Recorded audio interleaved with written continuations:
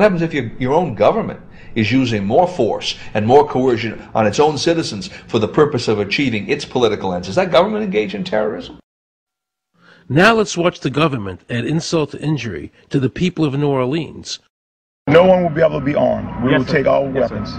That happened today in this wealthy neighborhood where homeowners had armed themselves to protect their mansions. Residents were handcuffed on the ground. In the end, police took their weapons but let them stay in their homes. Wasn't that kind and generous of the government to allow people to stay in their own homes? How thoughtful. Of course, they couldn't defend themselves from looters. For many of the police and guard troops, it is an uncomfortable job to do this in an American city. You never expect to do this in your own country. Walking up and down these streets, you don't want to think about the stuff that you're going to have to do. We are losing our right to property. The government is getting more pretexts to seize it, using the power to confiscate it with eminent domain. The asset forfeiture laws have proliferated. It's easier for the prosecutors to come in and make an accusation against you and confiscate your property even though they have no evidence that you've done anything wrong. Guilt or innocence doesn't really matter that much because it's very convenient for the government. Unfortunately, what is being sold to the American people today as Americanism, if you peel off the label, you find so much similarity to what we were fighting against when we were fighting communism and Nazism and fascism. The government's now putting a national ID card together and they want checkpoints. We will be carrying our papers, and they have recommended there'll be checkpoints throughout the country. Isn't that what Nazi Germany did that everybody in America was against? Papers, please. May I see your papers? May we see your papers? I don't think I have them on me. In that case, we'll have to ask you to come along. Wait, it's possible that yes. Here we are. These papers expired 3 weeks ago. You'll have to come along. Halt!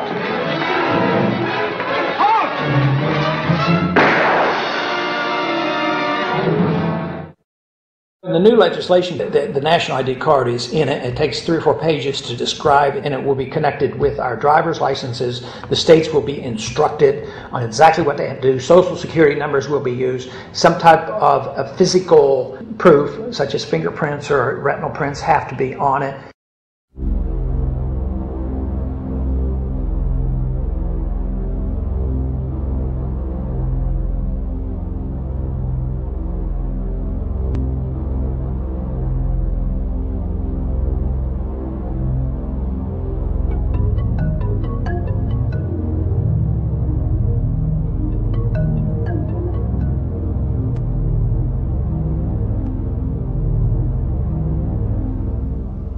It is time to wake up, America. These ID cards are not about defeating terrorism, but they are all about controlling the American people. I arranged an interview with Catherine Albrecht, a leading authority on the RFID chip. Her book entitled Spy Chips is the definitive book on this subject. I wanted to find out just how dangerous these chips are to our liberties.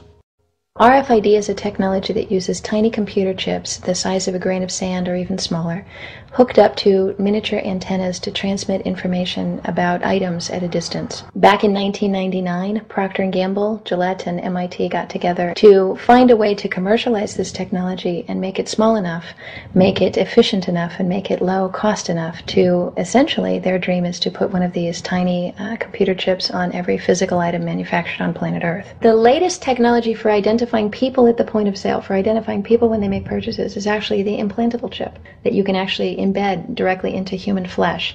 It's a tiny glass capsule about the size of a grain of rice. It contains an RFID computer chip with a coiled antenna, and it can transmit information also at a distance.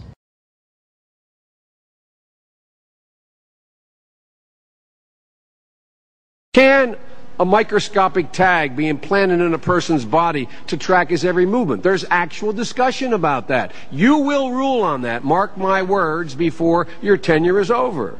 Homeland Security folks, the Department of Defense, and others have expressed an interest in being able to more closely monitor the U.S. populace. And one way to do that, of course, would be being able to determine who buys what and where they take those things.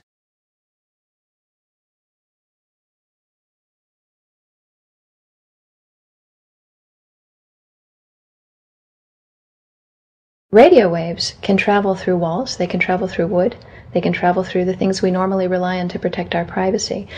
For example, your purse, your backpack, your pocket, anything you're wearing or carrying. Kraft Philadelphia cream cheese has been tagged with RFID and sold to consumers, as have Mach 3 razor products and other Gillette razor products, without the knowledge of the consumer. One of the tiny chips could actually even be the dot on the letter I on the back of the fine print on a package that you purchased. They were talking about having reader devices in every airport, on every bus, on every train, on every port, on every dock. One of the most worrisome applications of RFID are proposals to put them into cash, meaning that you would be able to track every banknote, where it had been, who it had been issued to, and create, in essence, an audit trail.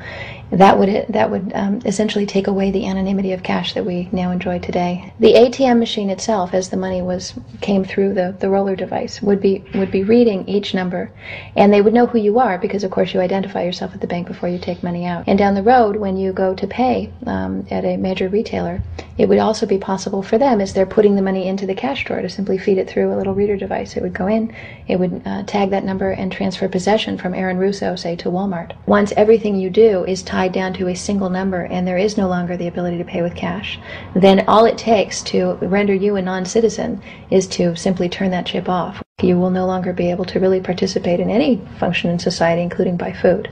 So through the implementation of the Federal Reserve System, the American citizen has gone from being a private individual who had real money, gold, in his possession that was private, to a citizen who has no privacy, because all money is now being digitized. They can deduct whatever amount of money they want out of your digits whenever they want. They can trace you whenever they want. You'll be at their mercy.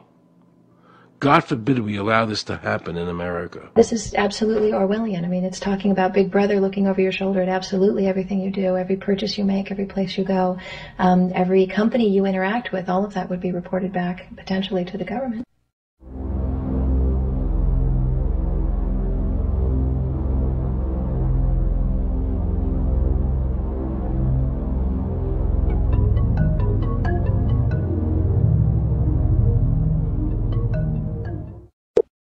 Have we become so controlled and so ignorant about our rights that big institutions and big government can do whatever they want with us, even without our approval? I knew for certain the Founding Fathers would resist to the death what is happening in America today, and I, for one, will not accept a national ID card. And if nobody accepts a national ID card, and nobody can board a plane without one, then let the airlines go bankrupt. And if you can't open a bank account in a big money center bank, then open an account in a small local bank. And if we can't walk into a federal building, I personally would consider that a blessing. Don't allow these institutions to dictate to us how we conduct our lives. This is America, and we have free choice. We the people have all the power, not the government. Government gets its power from us, not the other way around. Think of all the men and women who died in all our wars, fighting for freedom, not Federal Reserve bankers. Do you think they sacrificed their lives so that Americans can be chipped like a dog? So we could all have a homing device inside us? No. This ID card is the last step before they implant us. And that's precisely the reason nobody should accept one. And you know what they're going to do? They're going to call in the propaganda machine, the media, and try and sell this as if it were in everybody's best interest. We're working on a product that we have called internally a PLD. PLD stands for Personal Locating Device, which is an implantable GPS for which our company owns a patent. The hybrid of the two of these products, being Digital Angel and Verichip, is what we call PLD. PLD should be in prototype form by the end of this year, by December of 2002, and we are already working with the Food and Drug Administration as well as legislative agencies with these products and ultimately with the PLD.